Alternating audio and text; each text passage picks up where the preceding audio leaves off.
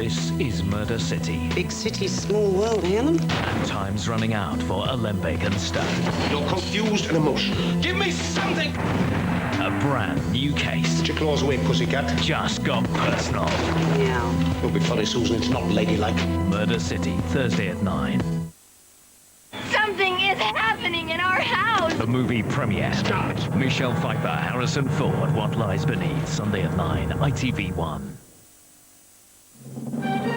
More outtakes in half an hour here on ITV1 as TV's Naughtiest Blunders continues. Before that, the ITV News with Trevor McDonald at 10:30. President Bush prepares to address America as the fighting and chaos in Iraq intensify.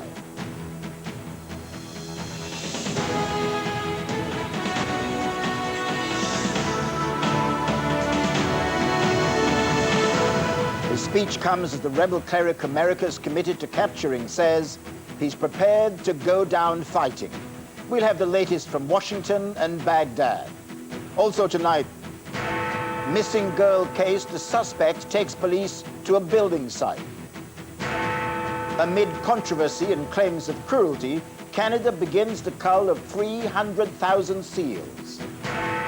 And back from the wilderness, why Roy's now keen to play for Ireland again.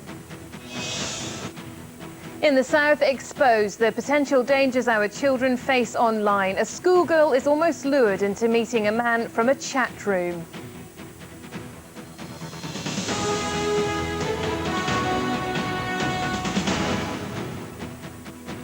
Good evening. President Bush will face the American people live on television in about 3 hours' time to talk about his plans for a way forward in Iraq. He's likely to commit more troops. But with their lives increasingly on the line now, he knows that his presidency is too. His appeal for public support has been made more difficult by the despair of one service family. Laurie Whitmer's 3 daughters were all sent to Iraq. But last Friday, one of them, Michelle, was killed. Her family called that a sacrifice too far. Robert Moore is in Washington tonight. Robert?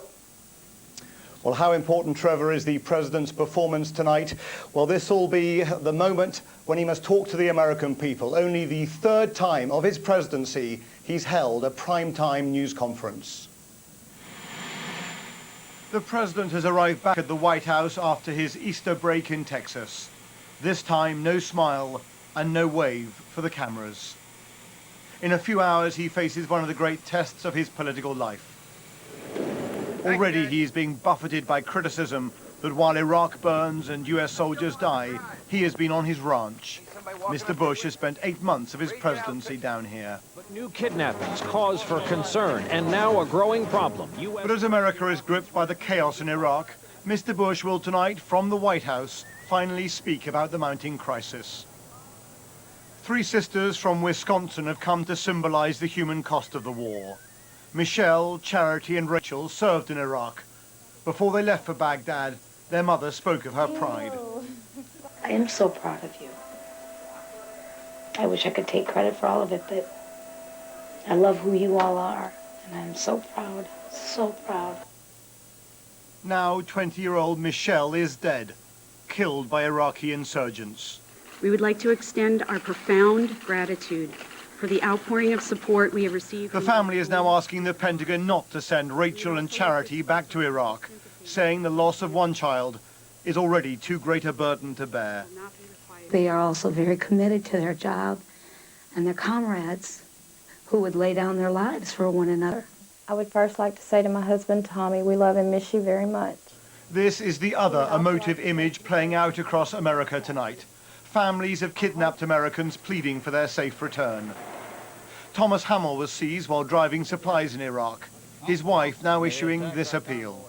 We would also like to say to the persons who are holding him captive, our hopes are that you will release him unharmed and as soon as possible.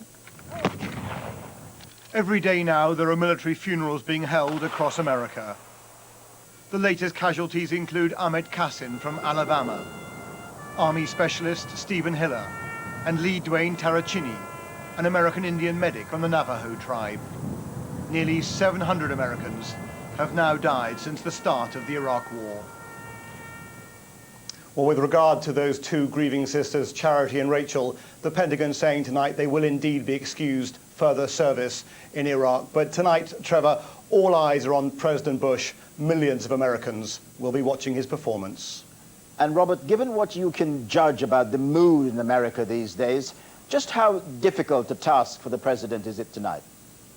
Well, it's a crucial moment for his presidency because polls show that the majority of Americans do not believe that the president has a clear or coherent strategy for Iraq. It's also crucial because we're now hearing from the Pentagon late tonight that troop numbers in Iraq may have to be increased by something like 20,000. But Trevor, whatever President Bush says, there's still this huge uncertainty. Can Iraq be stabilized in the few weeks left between now and June the 30th? That's the date of the handover of power. If it cannot be stabilized, then politically, President Bush remains just extremely exposed and vulnerable. Robert Moore in Washington, thank you. In Iraq itself today, American forces have been involved in firefights reminiscent of the war itself. They're trying to keep the pressure on the firebrand Shia Muslim cleric Muqtada al-Sadr. They arrested one of his aides and are surrounding the holy city of Najaf tonight, ready to get al-Sadr himself. He says he's willing to die to get the Americans out. Julian Mannion reports now from Iraq. The battle for Fallujah erupted again last night, with US Marines using virtually every weapon in their arsenal.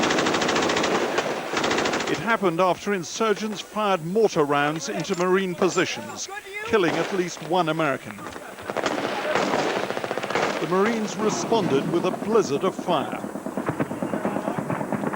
They lit up the night with machine guns and rapid-fire grenade launchers. The renewed fighting followed an announcement by America's commanding general in Iraq that he wants at least 10,000 more men to be sent here. Heavy tank fire is now being reported inside Fallujah.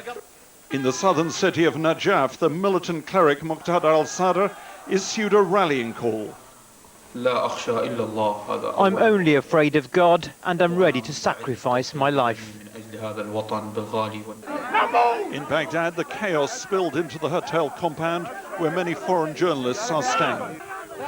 American troops moved in to arrest one of Muqtada al-Sadr's aides who had come to give a press conference. The man, Hazim al-Araji, tried to take refuge in the Sheraton Hotel. Excuse me, man, everybody's attention, please. American troops tried to evict the press, including us, and failed. Then they seized Muqtada al-Sadr's man and struggled with his bodyguards as they dragged him out of the room. Behind me, American soldiers are trying to keep some tribal leaders away from the lift, which leads to the floor where we believe Muqtada al-Sadr's Baghdad representative is now being held by American soldiers. This may prove to be yet again one of these heavy-handed American actions that sets the spark to events in the Iraqi capital. But someone had second thoughts, and the arrested man was released a few hours later. The Americans said he was not an imminent threat to security. Meanwhile, the biggest Russian company working here says it's pulling its 370 staff out of Iraq. Julian Mannion, ITV News, Baghdad. Police drove a suspect in the Amanda Edwards kidnap case on a tour of a building site today. The 21-year-old from Wiltshire has been missing for 6 days. The suspect is, according to police, a man Miss Edwards knows. Our crime correspondent Dan Rivers reports. This is the last anyone's seen of Amanda Edwards, here on the left in her local village store just before she disappeared. Today, a man arrested on suspicion of kidnapping her was brought by police to a building site a few miles away. Sitting on the back seat under a blanket, he's filmed by a police officer. They drive onto the site, staying barely a minute before leaving. The visit fleeting and apparently not giving them any reason to search the area further. At Amanda's family home, the agonising wait continues. Police today reading this statement on their behalf. Please come home. We miss and love you so much. Please contact us or let someone know that you're safe and well. The officer leading the search told me he is very concerned for Amanda's welfare. This is completely out of character for Amanda. She's never behaved in this way before in the past. Despite making extensive inquiries with friends, family, there's no reason we can ascertain why she should disappear without trace in this way.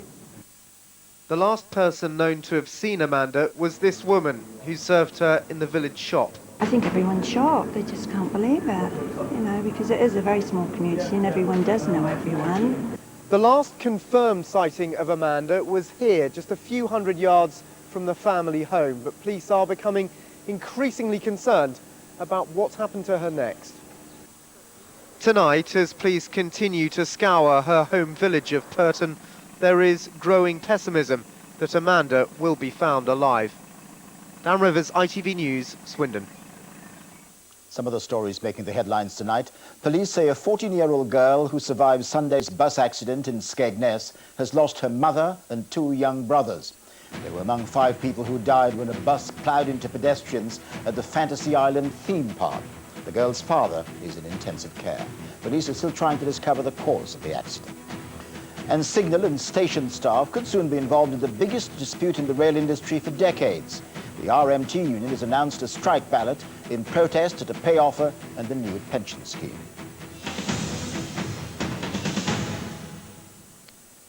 South Africans are expected to give the ruling African National Congress a 3rd election victory in voting tomorrow.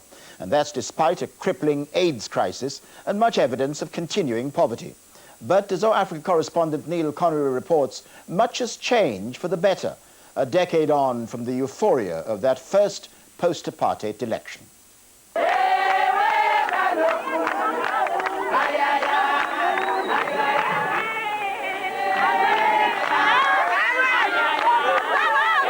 Years on after South Africa's first free elections, and the country is once again going to the polls. Out on the campaign trail, President Thabo Mbeki told me what he thinks has changed here since 1994. You hear, for instance, among the older people, they talk about the sense of freedom. Even the mere fact that a president can walk into their house and they can actually converse and quarrel and put their complaints directly to the president, that in itself. But in the squatter camps around Johannesburg, what difference has a decade of democracy made? 200,000 people live here in Diepsloot in squalor and despair. 85% of them are unemployed. Got no money, I got nothing, you see. I don't work. We still need more houses. We still need more people need education. But the government says it's dramatically increased education for all and built 1.6 million homes over the past decade. But opposition parties say the ANC have failed to deliver. Chief Buthelezi of the Inkatha Freedom Party says the government has got it wrong on the major issues facing the country. Like HIV and AIDS, which is very, very serious, like crime in the country, like corruption in the country, like high unemployment, which was 29% in 1994 and today is 40%. Do you think the people of this country feel let down by what has happened in the last 10 years? Absolutely, they do. South Africa's biggest challenge remains HIV/AIDS. 600 people die every day. More than 5 million are HIV positive. The government's handling of the pandemic has been widely criticised. Across South Africa, crime is a major issue. Willie Lubber says white farmers like him are now doing one of the most dangerous jobs in the world.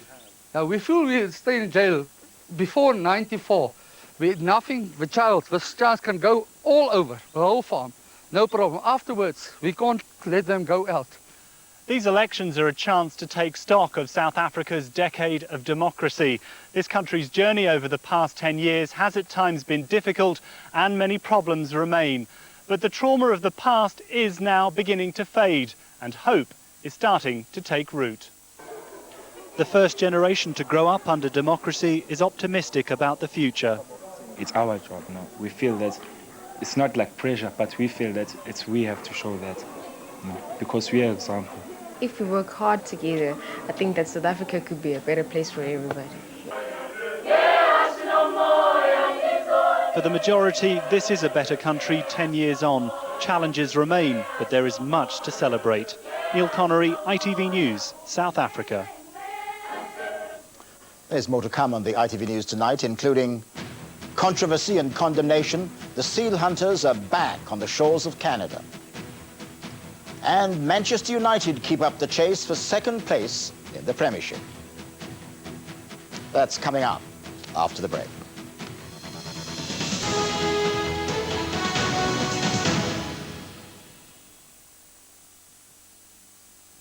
This Wednesday, it's a double rollover.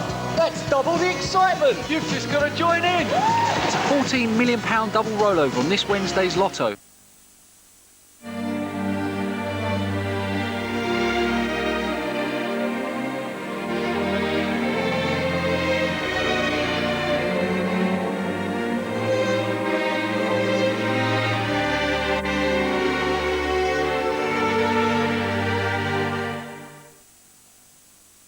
Terrific. Fantastic costumes. That was fantastic. Really, really good.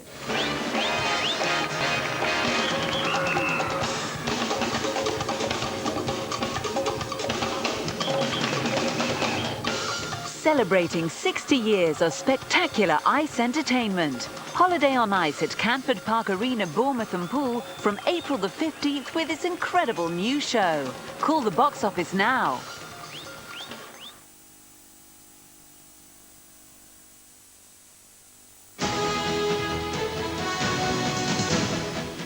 Welcome back. The seal hunters are back on the frozen shores of Newfoundland, and Canada's biggest cull of harp seal pups for 50 years has reignited the controversy about how seal numbers should be controlled. As you'd expect, there are upsetting pictures in this report from our science editor, Lawrence McGinty. The boats are moving in. Canadian sealers are at work again, preparing to cull 350,000 seal cubs. It looks a pretty brutal business. The animal welfare group that filmed these scenes says this is the cruelest cull of marine mammals anywhere on Earth. They say 40% of seals are still alive when they're skinned. The sealers want only the pelts. They can fetch $20 million, but individual sealers make very little. Well, in fact, sealers don't actually make that much money from the sealing industry. This year we've found that sealers are actually only taking home about £300 throughout the sealing season. And in fact, we feel that whale watching and seal watching is a much more viable alternative, which doesn't harm the seals. The Canadian government, however, says the cull is essential because the growing seal population is affecting fish stocks. Seal numbers have nearly tripled from under 2 million 3 decades ago to over 5 million today. And they eat a lot of fish, nearly 250,000 tonnes of cod, compared to 4,000 tonnes fished for human consumption. Sealers in these remote communities say the cull looks bloody, but in fact it's humane. Once you understand it a bit more, you're probably a little more educated on why people do it. But animal welfare groups say the fishermen caused the drop in cod stocks by overfishing. So the seal cull is not only cruel, but just won't work. Lawrence McGinty, ITV News. Now, with tonight's sports news, here's Steve Scott. Thank you, Trevor. It's a U-turn no one had predicted. Roy Keane, one of football's most headstrong characters, has agreed to play for his country again. Nearly 2 years ago, on the eve of the World Cup, he turned his back on the Republic of Ireland after a furious row with the then-manager Mick McCarthy. Here's our sports editor, Tim Ewart.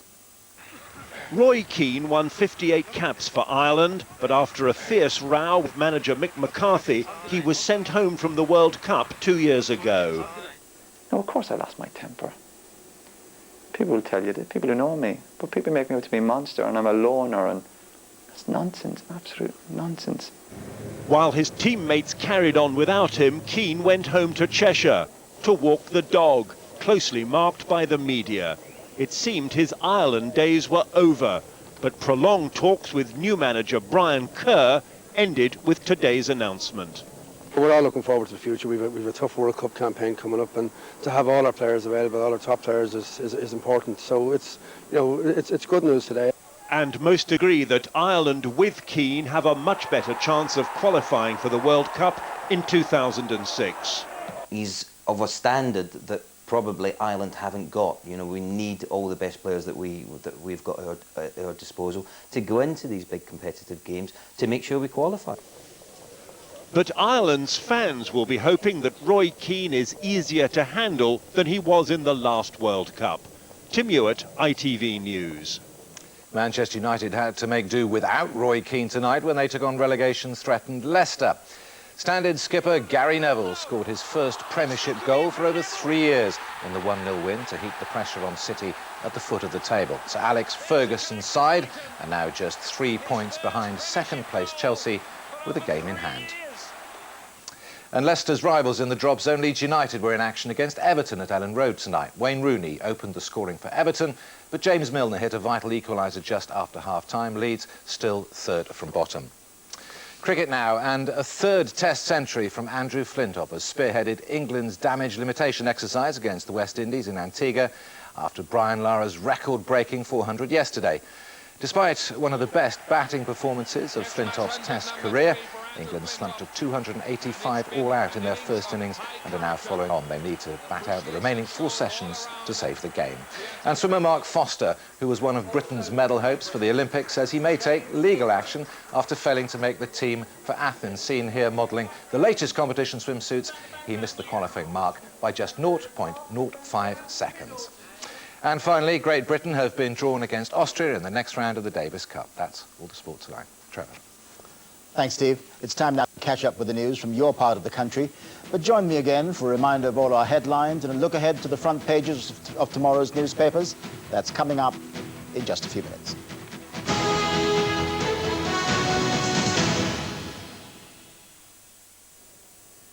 Good evening. The news now from Meridian. There was a sobering warning to parents today about the potential dangers of internet chat rooms. It came from a schoolgirl from Salisbury who found herself being asked to meet up with a man she'd spoken to online. Amanda was sensible enough not to go, but there are fears that not all youngsters are so level-headed. This is the message a stranger sent to a girl half his age. So I thought the best thing to do first was maybe meet up with you, treat you to a Starbucks or something, have a chat. He told her not to tell her parents that she was pretty and suggested she stay the night at his home. It's sick. It's not very nice, no. You know, I'm really, really careful now instead of just thinking it will never happen to me, because that's what you think. You don't think anyone's going to come and try to get hold of you. The man found Amanda's email address on an internet directory. He originally approached her to babysit for his children, but the messages got more and more inappropriate. Police believe the man could be very dangerous, and worryingly, many children aren't as careful as Amanda. We recently conducted a survey with over 2,000 young people in Wiltshire, aged between 11 and 18. And what we were particularly concerned about was that 7% of those young people said that they'd agreed to meet someone over the internet without first telling their parents about it. And while the stranger Amanda met wanted her to keep their web chats private, police say she did the best thing by making it public. Sarah Merchant for Meridian News. 4 holidaymakers had to be rescued from a cliffside late this afternoon after a shortcut home from a Dorset beach went horribly wrong. The Portland Coast Guard helicopter was scrambled after the group got stuck 50 feet up at Ballard Down near Swanage. Tonight they're all safe and well and no one was injured. The battle to stop Bournemouth and binge drinking going hand in hand was stepped up today with plans that could see alcohol banned in all public places. A similar scheme is already in operation in Brighton. Bournemouth's famous pleasure gardens, beaches and other public open spaces could all be subject to a ban on alcohol. The town already has a partial ban limited to a handful of locations. The local council has now decided to look into the possibility of a total ban. But people are beginning to think, well, wouldn't it be easier for the police and for our officers and for the public to know that there is a blanket ban and therefore the situation is that much clearer? I think it's an extremely good idea. In fact, ban it from all public places. I think there's a time and a place for everything, and that time and place is indoors. Officials from Bournemouth will be liaising with counterparts in Brighton, where a similar ban was introduced. Salisbury's another local city which went down the same route. All tourist towns conscious of how antisocial drinking in public can affect their image. But Bournemouth Council is being cautious about how enforcement of a ban would be implemented. When does a picnic in the park become out of hand and need enforcement. But it's a question of the degree, and it's a question of social responsibility. The council plans to consult both the public and the police in Bournemouth before introducing any new bylaw. Martin Dowse in Bournemouth for Meridian News. A post-mortem examination is being carried out on the body of an 84-year-old woman who was found dead after a fire at her home in Hampshire. The pensioner was found in Aldridge Close in Clanfield by a visiting nurse. The blaze was already out by the time crews arrived. Meanwhile, firefighters have been damping down at the scene of a fire in a bar in Southampton. The roof of the dungeon in Bevis Valley burst into flames. No one was injured. A jury in the trial of a student who was killed in Bournemouth has been hearing evidence from an ex-drug dealer who's claimed to have supplied cocaine to the man accused of the murder. Yong Ok Shin was found with stab wounds in Charminster nearly 2 years ago. Omar Benguit denies murder. John Kelly's a former drug dealer and a reformed heroin addict.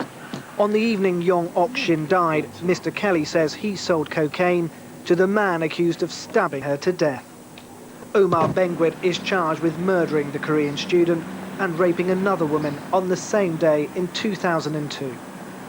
John Kelly says Omar Benguit was really wired and keen to leave the drug house quickly. He also says Mr. Benguit asked to wash his hands, saying he'd been working earlier in the day and had cut himself. Charlotte Johnson lived in the house with John Kelly. She says at the time, the house in St Clement Road was frequented by many of Bournemouth's drug users. She also says Omar Benguit had come there that night to buy cocaine and his hands were filthy.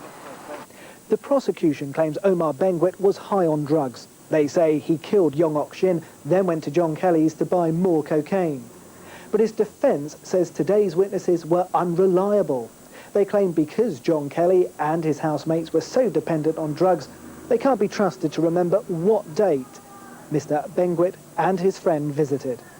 Andrew Payton Winchester for Meridian News. The world's biggest cruise liner, the Queen Mary 2, has left Southampton once again on a 4-day trip to the Channel Islands and France. The luxury liner arrived in the city 4 hours late yesterday after being delayed by engine and propeller problems. Well, let's get a look at the full weather forecast now with Gemma Humphreys.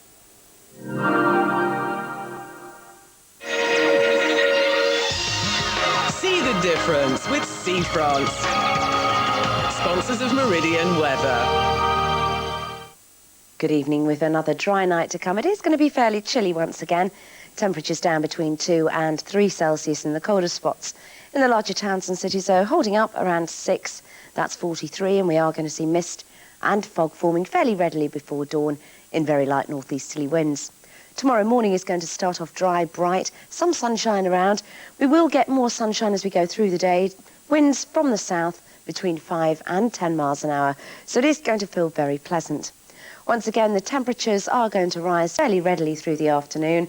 We'll see highs of around 16 Celsius, that's 61 degrees Fahrenheit, certainly feeling pleasant in sheltered spots. Good night.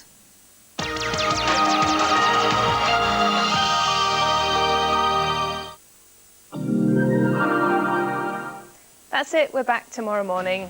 And now it's back to the ITV News at 10:30 and Trevor McDonald. Bye-bye.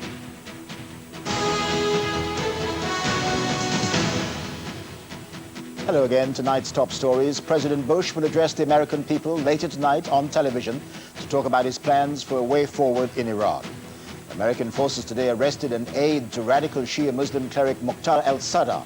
Al-Sadr himself says he's willing to die to get the Americans out of Iraq. And here, police searching for Amanda Edwards have arrested a man she knows. The 21-year-old vanished in Swindon 6 days ago. Now let's take a look at what's making the front pages of tomorrow's newspapers. The Daily Mail reports that HRT for women going through the menopause may not be a danger to their health after all. It pictures Victoria Beckham and asks if she might be pregnant. There's also a picture of the grandmother who won nearly £17 million on the Euro lottery. The Daily Telegraph's front page is dominated by Iraq with a picture of a Black Hawk helicopter over Baghdad. It says America and Britain are deeply divided about how the country should be run. And crisis of confidence as US faces showdown is the Guardian's headline. The paper claims America's reconstruction policy is crumbling. It pictures American soldiers trying to arrest and aid of Muqtada al-Sadr. And that's the way it looks tonight. Make a date, though, with the ITV News channel at 1:30 in the morning. They'll have live coverage of President Bush's address and news conference on the turmoil in Iraq. From all of us here, good night.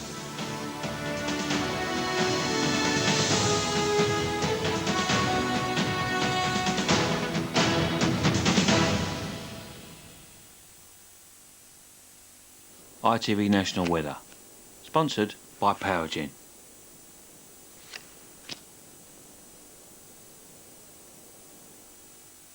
A very good evening to you. Well, it's a wet night in store for the northwest of the country. A good deal of cloud around and a fair amount of rain as well. But temperatures, as a result of all of that, won't be holding up too badly. 7 degrees is your overnight low. Further south, though, west skies are clearer. It's going to get down to around 2 degrees Celsius. And as far as tomorrow goes, it's a fairly unappetising day in store for the northwest of the country. Once again, a good deal of cloud and some fairly hefty rain from time to time as well. There is a bit of brightness on offer further east, but down in the southeast of the country, things are looking much healthier. Dry, bright weather on offer, some good spells of sunshine too. And this is all reflected in the temperatures, which in the southeast of the country tomorrow are going to peak at 17 degrees. 17 is 63 degrees in Fahrenheit. Although elsewhere, even under the cloud cover up in the north there, things are not looking too bad. 14 is about average. Bye-bye for now. Positive energy from Powergen.